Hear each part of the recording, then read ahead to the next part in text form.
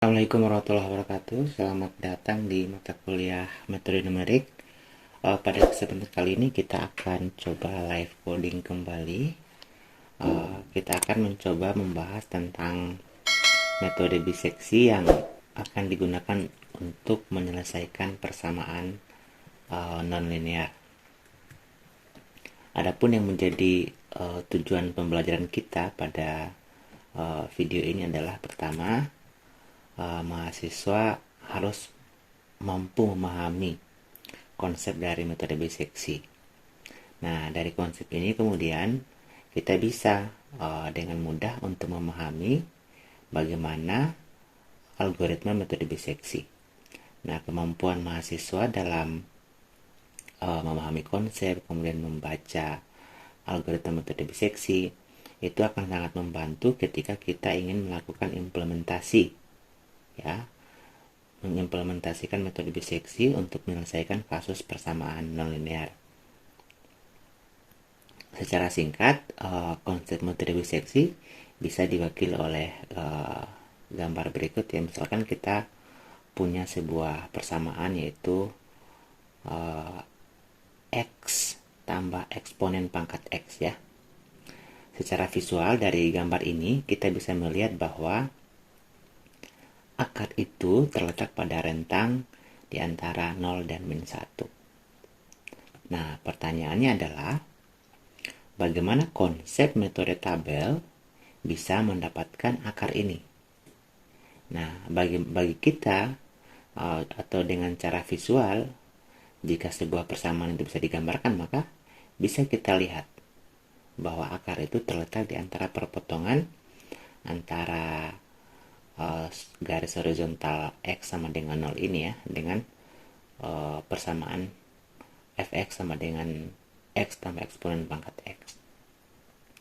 Nah, untuk bisa memahami cara kerja dari metode biseksi, yang harus kita pahami bahwa metode biseksi itu merupakan salah satu dari metode terbuka.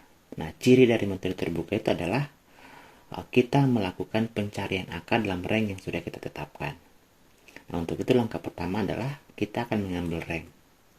Misalkan range kita adalah batas bawahnya min 3 dan batas atasnya 3. Nah, dalam range ini kita harus memastikan bahwa ada akar. Kemudian langkah berikutnya adalah, karena ini metode biseksi atau lebih dikenal juga dengan metode bagi dua, maka kita akan membagi dua range tersebut. Nah, kalau dibagi dua kira-kira posisi nilainya ya terletak pada X sama dengan 0. Nah, setelah itu kita melihat akarnya terletak di mana. Apakah ada di kiri sini ataukah ada di kanan? Oh, ternyata akarnya ada di kiri. Oleh karena itu maka batas atas yang tadinya adalah min 3 akan diupdate dengan batas atas baru yang sama dengan 0. Nah, langkah selanjutnya kita akan membagi dua kembali ya. Setelah kita bagi dua, oh ternyata titik bagi dua berikutnya ada di antara min 1 dan 2. Kira-kira di sini ya. Nah, setelah kita bagi dua kembali, kita lihat ya, atau kita cek akarnya ada di mana sih? Oh, akarnya di kiri atau di kanan? Ternyata akarnya ada di kanan. Oleh karena itu maka jika pada iterasi sebelumnya yang kita update adalah batas atas, nah ternyata kan akarnya ini berada di sisi kanan dari nilai yang dihitung tadi, maka batas bawahnya yang menjadi terupdate. Yang tadinya min 3 diupdate menjadi sebuah nilai baru tadi yang kira-kira mungkin min 1,5. Nah, proses bagi dua ini terus kita lakukan ya. Dilakukan terus menerus sampai kita mendapatkan akar yang kita inginkan. Makna yang kita inginkan itu bagaimana? Sampai memenuhi toleransi yang kita harapkan.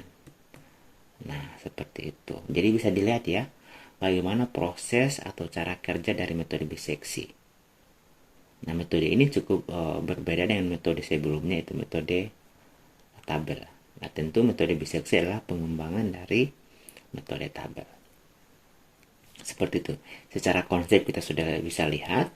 Nah, lalu dari konsep-konsep itu kemudian dikembangkanlah metode atau algoritma dari metode biseksi. Ya, berikut adalah algoritma dari metode biseksi. Nah, algoritma dari metode biseksi digambarkan atau kita buat dalam bentuk flowchart ya. Nah, mahasiswa di sini harus mampu membaca alur ini ya. Nah, dengan kita memahami setiap langkah-langkah dari algoritma ini, maka kita bisa menerapkan kemampuan kita untuk mengimplementasikan algoritma metode biseksi yang kita gunakan untuk menyelesaikan kasus atau persamaan nonlinear.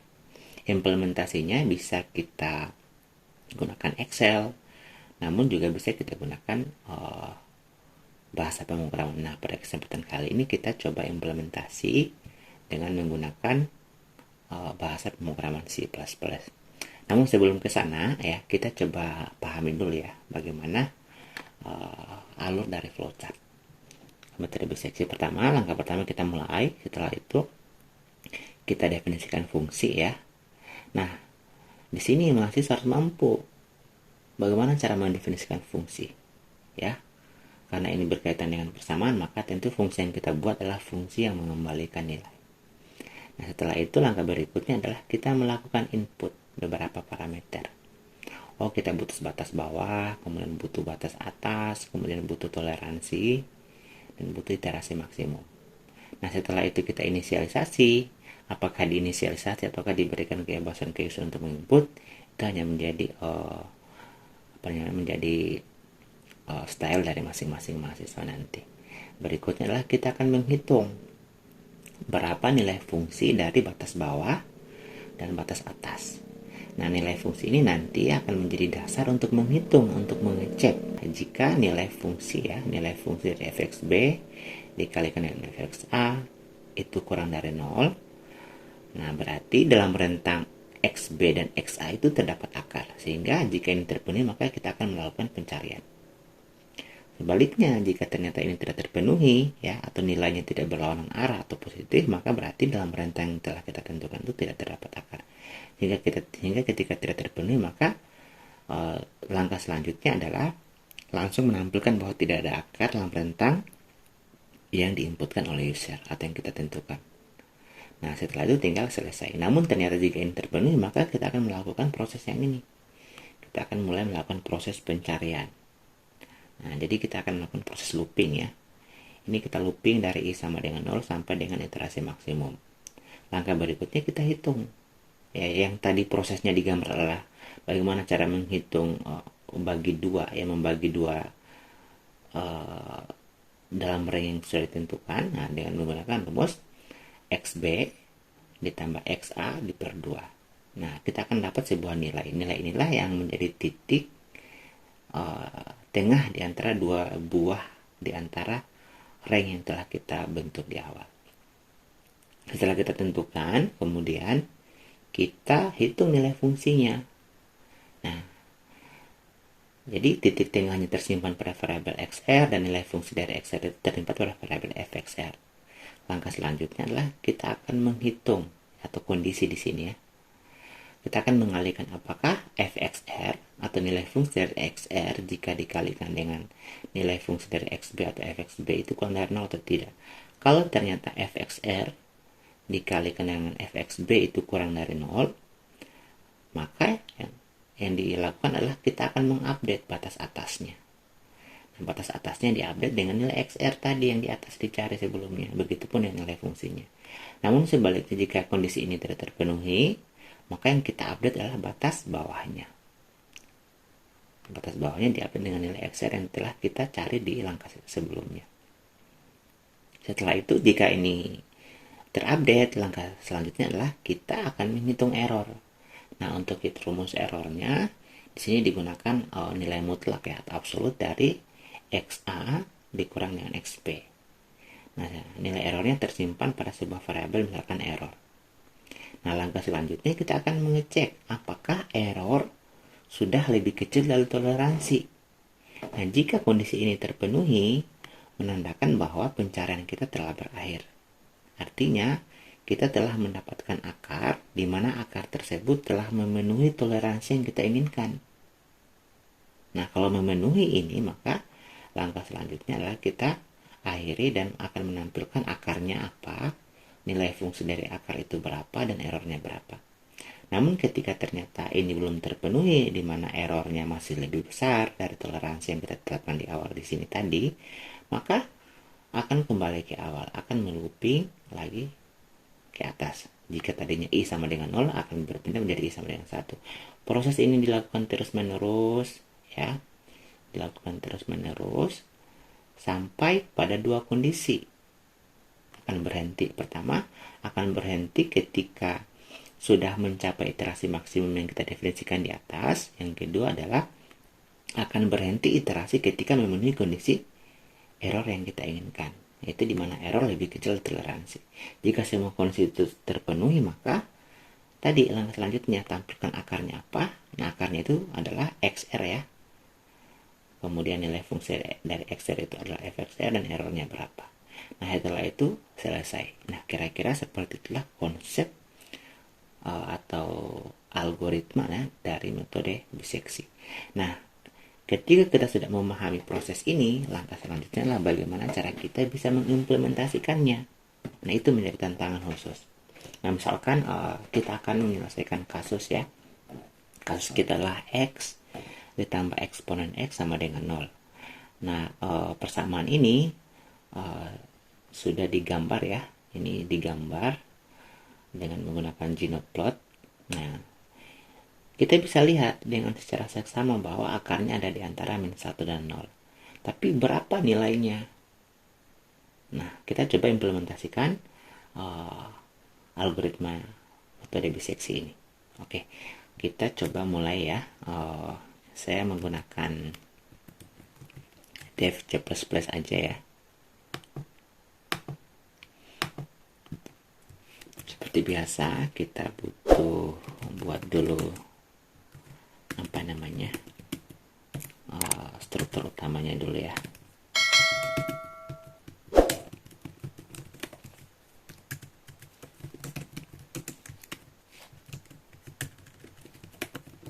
Oke, kita coba simpannya di desktop aja, ya. Metode regular ini biseksi, ya. DPP. Oke.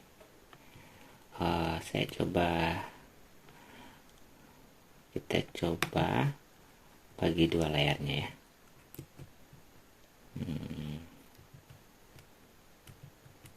Oke, kayak gitu. Oke, langkah pertamanya apa? Langkah pertamanya adalah kita akan melakukan definisikan fungsi. Jadi sini jadi fungsi itu kita definisikan di luar fungsi utama, ya. Saya kasih komentar L1, ya. Definisikan fungsi, ya. Oke. Nah, cara mendefinisikan fungsi bagaimana? Berarti kita gunakan tipe data float. Mengapa float? Karena ini berkaitan dengan bilangan real. Kemudian nama fungsinya misalkan f, ya. Lalu inputnya apa, parameternya apa, kita lihat persamaan kita tadi di sebelah ini. Persamaan kita lah X ditambah eksponen pangkat X.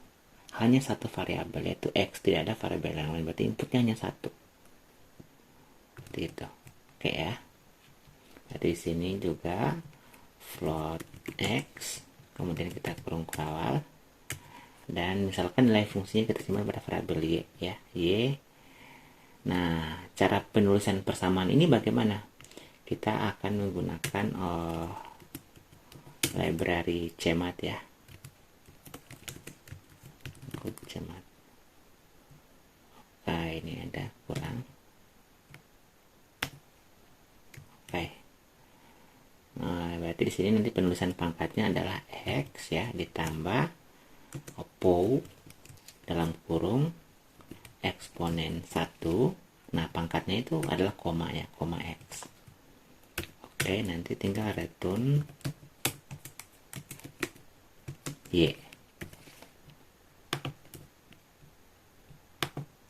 karena ini kita simpan pada variabel y, maka y itu harus kita deklarasikan juga. Oke, sudah. Selanjutnya apa? Selanjutnya adalah kita lihat langkah selanjutnya. Ini adalah definisikan fungsi langkah 1 ya. Langkah berikutnya adalah ini, coba untuk deklarasi variabel. Nah, di sini nanti kita mulai langkah 2, yaitu input L2 ya. L2 ya.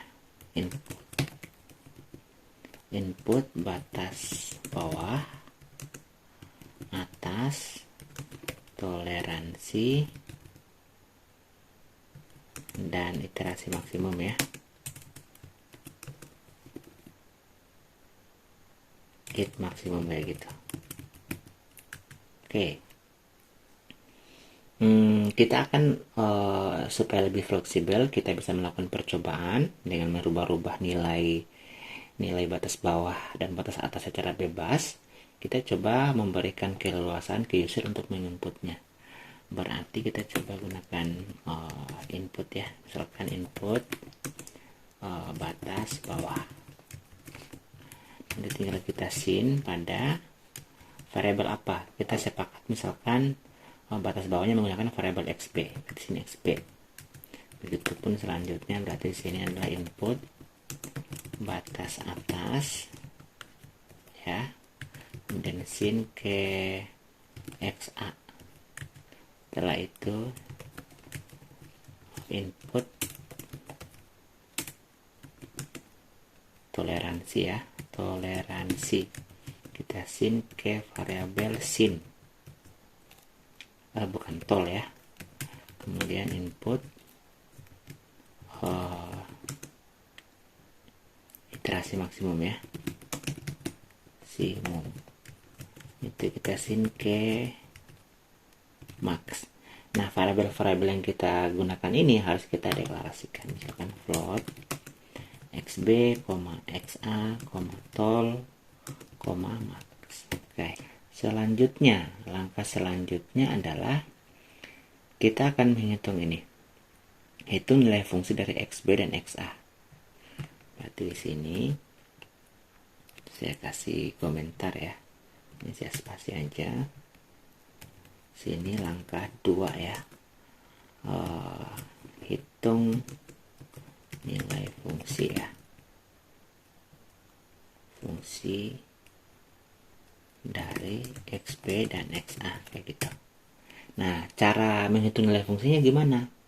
Kan kita sudah deklarasikan fungsi ini ya, ini nama fungsi, jadi tinggal kita panggil saja fungsinya. Misalkan nilai fungsi batas bawah kita simpan pada variabel xb. Berarti xb sama dengan f. Mengapa f? Karena nama fungsinya adalah f ya, f dalam kurung parameternya apa? Parameternya kan hanya satu ya, yaitu x. Nah, kita mau cari nilai fungsi apa? Kita mau cari nilai fungsi dari xb, jadi di sini adalah xb. Oke, setelah itu kita akan gunakan juga xa sama dengan f dari xa. Oke, jangan lupa titik koma ya. Nah, karena kita gunakan fxb dan fxa, maka di sini juga harus kita deklarasikan. Oke, selanjutnya langkah 3 ya. Langkah 3 cek keberadaan akar. Oke. Nah, di sini kita akan mulai cek akarnya ada atau enggak. Ada atau tidak. Nah, ini karena menggunakan kondisi, jadi kita pakai if. If fxb dikalikan dengan fxa itu hasilnya kurang dari 0, maka apa? Nah, perintahnya kalau misalnya ini terpenuhi berarti lakukan pencarian akar. Kalau terpenuhi lakukan pencarian akar ya. Tapi jika tidak terpenuhi, maka tampilkan pesan tidak ada akar. Nah, kayak gitu. Asumsikan kita buat kondisi dualnya dulu ya. Di sini berarti si out di sini tidak ada akar dalam rentang yang mana? Rentang dari xb ya. mana XB kemudian dan ini dan ya, XA. Oke, sudah. Nah, itu kalau kondisinya tidak terpenuhi. Tapi kalau misalnya terpenuhi, maka kita akan lakukan pencarian akar.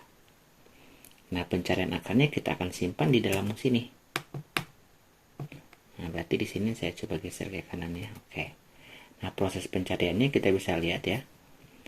Ketika ini tidak terpenuhi, ketika ini terpenuhi, maka akan ke sini. Kita melakukan pencarian akarnya dan menggunakan perulangan di sini. Oke, kita coba mulai. Berarti kita akan lakukan looping. Ini langkah 4 ya. Cek keberadaan akar ya. Oke. Ini saya harusnya L3.1. Tapi biarlah kita pakai langkah 4 aja. L4 berarti oke, pencarian ya, berarti kita looping aja langsung for dalam kurung integer i sama dengan 0, i kurang dari max gitu ya, i plus plus. Oke, langkah berikutnya apa ini? Hitung ya, hitung XR ya, berarti di sini saya kasih komentar ya, L4 hitung XR. Nah, caranya gimana? Berarti XR sama dengan rumusnya adalah XB atau batas atas, batas bawah ditambah batas atas bagi 2. Berarti XB ditambah XA per 2. Oke, sudah yang ini ya. Selanjutnya ini, hitung nilai fungsi dari XR yang ini. Berarti misalkan kita gunakan fxr ya untuk variabel penyimpan nilai, sama dengan berarti f dari xr yang di atas. Oke, langkah 4 sudah ya. Selanjutnya apa? Selanjutnya adalah kita akan melakukan pengupdatean nilai. Oke, berarti di sini ya L5 ya, update batas bawah atau atas, kayak gitu. Pilihannya mana? Nah, rumusnya menggunakan if yang ini. Ini kan kondisi ya, berarti if f dari xr yang nilai fungsi dari xl dikalikan dengan nilai fungsi dari batas bawah fxb yang ini, jika hasilnya kurang dari 0 ya. Kalau kurang dari 0 gimana? Update batas atas. Berarti ini saya kasih komentar ya, update batas atas, kayak gitu. Tapi kalau tidak, else, berarti di sini saya kasih komentar update batas bawah. Oke. Nah, cara update-nya gimana? Jadi batas bawahnya tadi adalah XB, kita akan update batas atasnya tadi adalah XA yang ini ya. Yang tadinya XA yang mana ya? Ini XA. Kita akan update dengan nilai yang baru yaitu XR yang ini. Berarti di sini di aksi pertama adalah XA sama dengan XR. Kemudian nilai fungsinya ya, f dari XA ya akan kita update juga yaitu f dari XR, kayak gitu. Oke, di sebelumnya kan di atas ini kita udah cari ya nilai fungsinya, jadi tidak perlu dipanggil ulang fungsinya, langsung menggunakan variabel fxr. Oke, selanjutnya jika ternyata tidak terpenuhi, berarti yang kita update batas bawah. Berarti di sini adalah xb sama dengan xr, kemudian fxb sama dengan fxr. Nah, kita simpan dulu. Kita coba perhatikan ya, ada beberapa variabel yang kita gunakan. Pertama xr dan fxr. Jadi kita simpan di sini. Di sini belum ada ya. Berarti di sini xr lalu fxr. Oke. Langkah selanjutnya adalah ini. Kita akan hitung error ya, hitung error. L6 di sini ya. Oke. Langkah 6, hitung error. Hitung error. Nah, proses hitung errornya gimana? Error sama dengan, karena ini nilai mutlak, jadi kita gunakan simbol ABS ya. ABS dalam kurung batas atas yaitu XA dikurang dengan batas bawah yaitu XB. Titik koma jangan lupa. Nah, sudah. Langkah selanjutnya adalah kita akan cek kondisi ya. Kita akan cek kondisi apakah ini sudah harus diberhentikan atau tidak. Seperti itu ya. Berarti di sini cek kondisi ya, saya kasih komentar cek kondisi pemberhentian. Berarti kita gunakan if dalam kurung jika error kurang dari toleransi ya, maka apa? Oke. Kalau misalnya error kurang dari toleransi berarti selesai. Ya, kayak gitu. Tapi oke. Berarti selesainya gimana? Berhenti. Berarti kita gunakan perintah break ya. Break.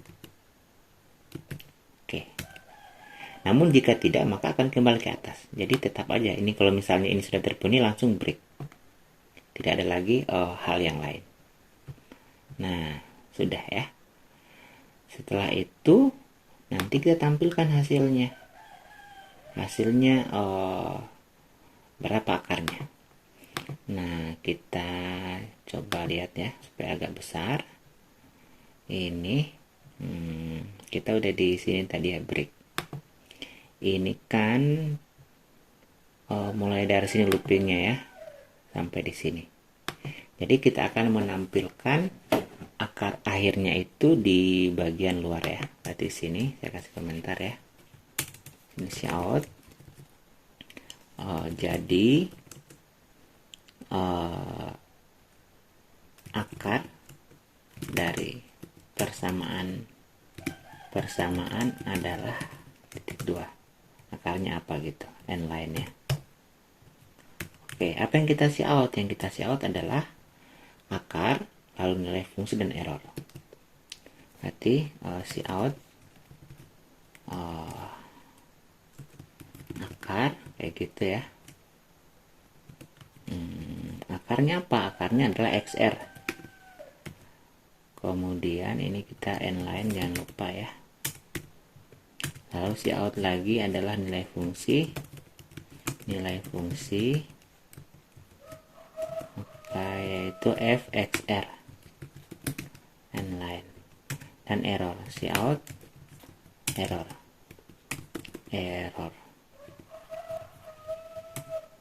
Oke,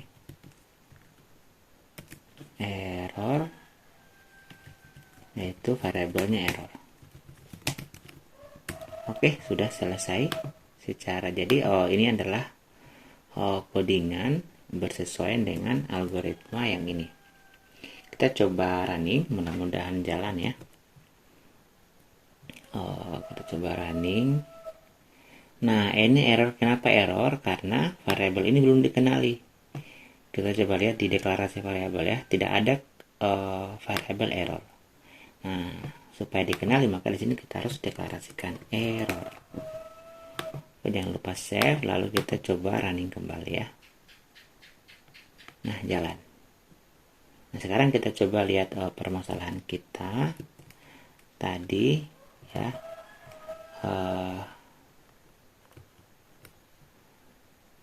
Mana tadi ya nilainya? Aduh, ini. Oke. Kita ambil batas bawahnya misalkan -3 ya, -3, lalu batas atasnya adalah 3 ya.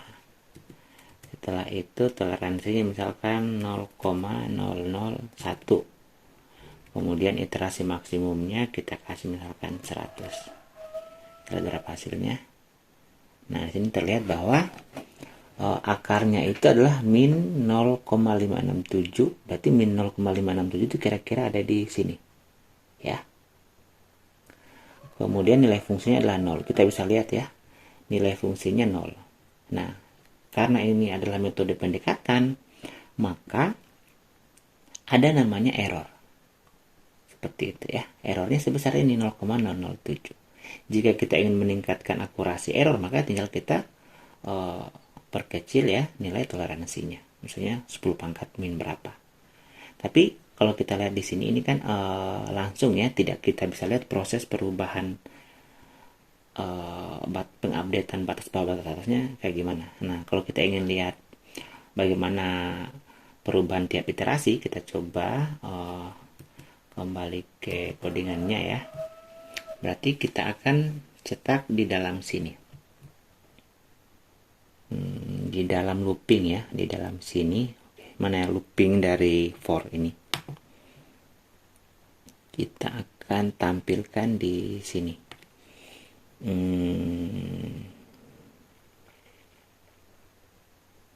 Oke, di bawah sini ya. Sini tampilkan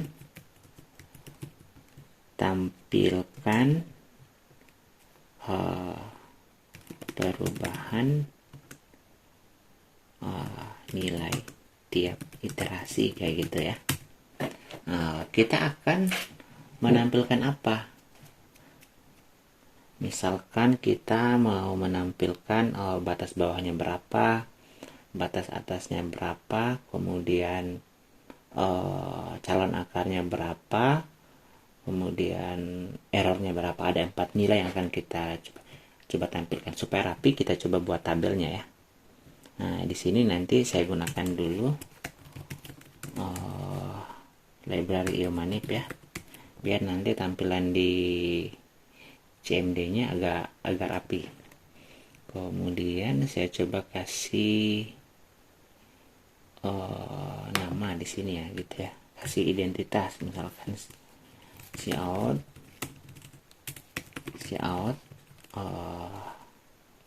kita slash step aja ya, slash step metode kayak gitu, metode tabel. Oke, kita slash step juga, lalu di sini online ya.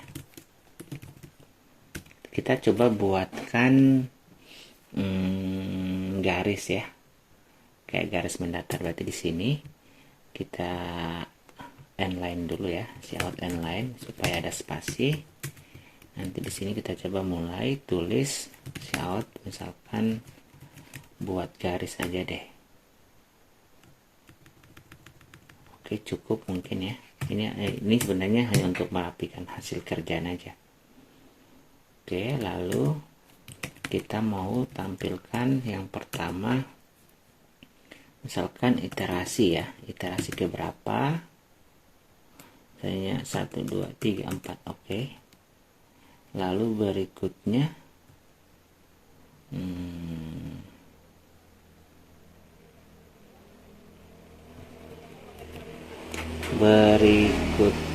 kita tampilkan iterasi batas bawah ya. Berarti ini batas bawah, kita spasi lalu slash step aja, lalu di sini lagi batas atas, spasi lalu slash step, kemudian calon akar ya, c titik akar, spasi slash step, lalu error ya, error. Berarti sini error, lalu slash step. Oke. Nah, nanti di sini kita coba garis lagi cout.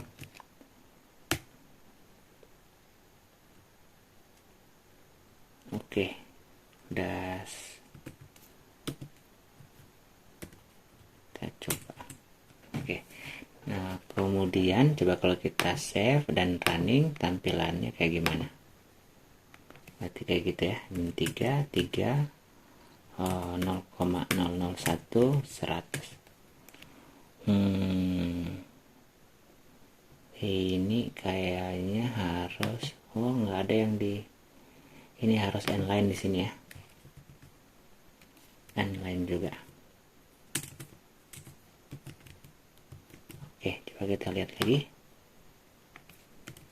33,001 100.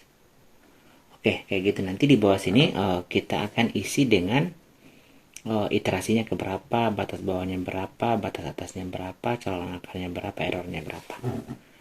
Kayak gitu. Nah, berarti di sini di bagian tampilkan nilai ini kita tinggal cout di sini. Cout iterasi ya. Iterasinya itu kan looping i-nya kan ini mulai dari 0 ya, berarti harus kita mulai dari 1. Berarti di sini si outnya i ya, i tambah 1 supaya mulai dari 1. Setelah itu oke, kita slash tab ya. Habis itu yang akan kita tampilkan berikutnya adalah batas bawahnya ya. Sesuai batas bawahnya berarti yang akan kita tampilkan adalah xb. Berarti di sini xb, kemudian slash tab lagi.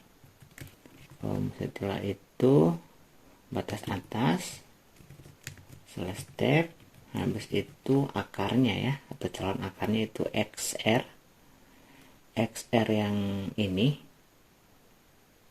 Oke, di sini adalah xr. Oh, sama nilai fungsinya ya, nilai fungsi dari fxr tadi. Berarti di sini slash tab, berarti di sini fxr ya, dari yang ini. Yang ini. Oke. Setelah itu baru kita slash tab. Nah, terakhir errornya inline. Oke. Kayak gitu ya. Nah, berarti di sini tambah di sini batas bawah, batas atas, calon akar. Di sini yang nambah. Ini tambah tambah itu ya, nilai fungsi. Oke, jangan lupa tadi spasi lalu slash tab gitu. Nah, ini berarti oke. Dan di bagian sini ya, kita coba buat garis cout ya. Oke, garisnya kita samain aja ya dengan yang di atas tadi, kira-kira sama lah kayak gitu. Sini inline, coba kita save dan running ya, lihat hasilnya gimana. Min 3 0,001 100. Nah, udah kelihatan ya. Jadi pada iterasi 1 batas bawahnya min 3, lalu batas bawahnya 0. Bukan kayak gitu ya. Oh, ini ya, ini harus agak mepet. Berarti gimana caranya supaya mepet? Berarti ini ininya harus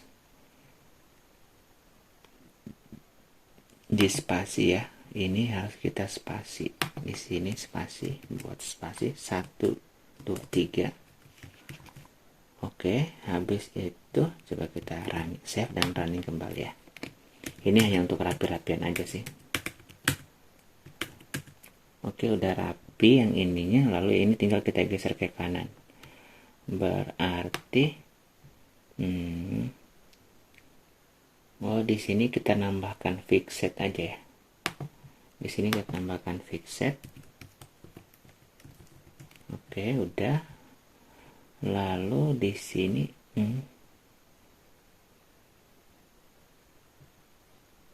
coba udah rapi belum ya? 0,001 100.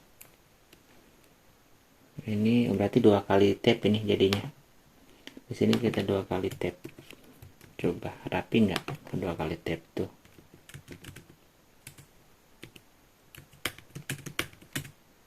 Oke, rapi tapi kejauhan. Berarti kita pakai spasi aja ya. Hapus lalu spasinya 3. 1 2 3. Ini juga spasinya 3 ya. 1 2 3. lalu ini juga 3, coba 1 2 3. Kita coba ini dulu, ada perubahan nggak? Min 3 3 0,001 100. Oke ya, ada perubahan, udah sejajar. Ini batas atasnya hanya agak maju.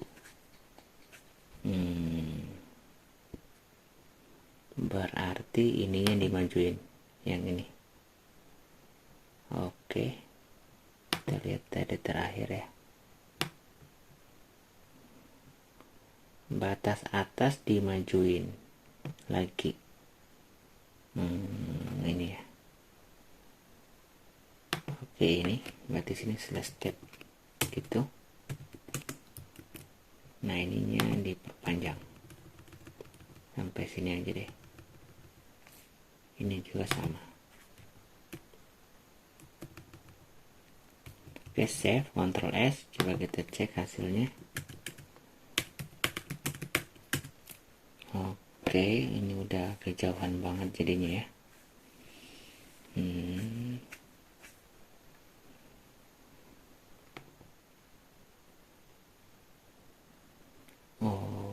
Oke. Ini kan angkanya tidak mengikut ya, jadi kita taruhkan fixed di sini. Di sini kayaknya fixed, coba fixed. Oke, ini tadi kejauhan ya. Kita spasi aja deh. 1 2 3. Kayak gitu, ini juga 1 2 3. Ini juga 1 2 3. Ctrl S, jalan coba. 3 3 0,001 100. Oke, ini batas bawahnya, ini batas atasnya, ini calon akarnya, ini nilai fungsinya ya, nilai fungsinya spasi 3 juga nilai fungsi ya. Oh, nilai fungsi itu kayaknya nilai fungsi slash step aja deh, coba slash step. Dan tadi ininya kepanjangan, beda ya. Oke, supaya ini sejajar dengan yang di bawah, ini saya copy aja, Ctrl C, lalu yang ini supaya sama ya, saya blok, lalu hapus dan Ctrl V. Oke, Ctrl S, jangan lupa. Lalu kita running, min 3 3 0,001 100. Malah kejauhan ya, berarti udah cocok tadi ini. Oh, nilai fungsinya nggak usah, hapus, spasi 1 2 3. Aduh, ini susah banget supaya rapi nih, tapi logikanya udah dapat sih. Oh, gini masalahnya, bukan ini nggak apa-apa nih. Nilai fungsinya gini aja, kosong.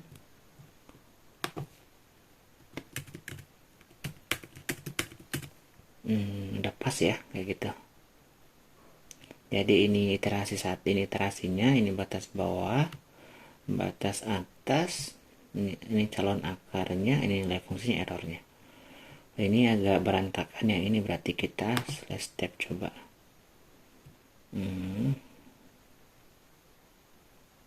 Ini kayaknya ya kayak gitu deh. Coba Ctrl S, running. 3 3 0,001 100. Udah rapi ya. Sekarang kita coba bahas hasilnya ya. Pada iterasi 1, jadi ini kan batas bawahnya min 3 ya, dan 3. Nah, pada saat iterasi 1